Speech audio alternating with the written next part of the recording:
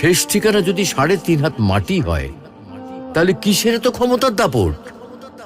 ভোর ৫টায় মৃত্যু, সকাল ৬টায় জানিয়ে দেওয়া হবে মাইকে, ৮টায় শেষ গোসল করানো হবে, ৯টায় তোমাকে নতুন কাপড়ে সাজানো হবে, জোহরের নামাজের পরে তোমার আলিশান বাড়ি থেকে বের করে নিয়ে যাওয়া হবে, ২টায় তোমার জানাজার নামাজ পড়ানো হবে, ২:৩০টায় তোমাকে কবরে নামিয়ে ফেলা হবে।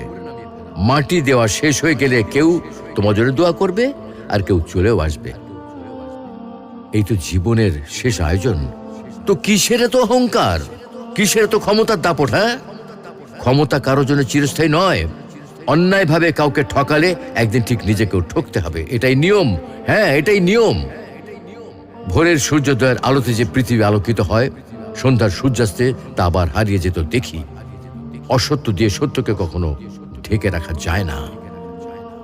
প্রকৃতি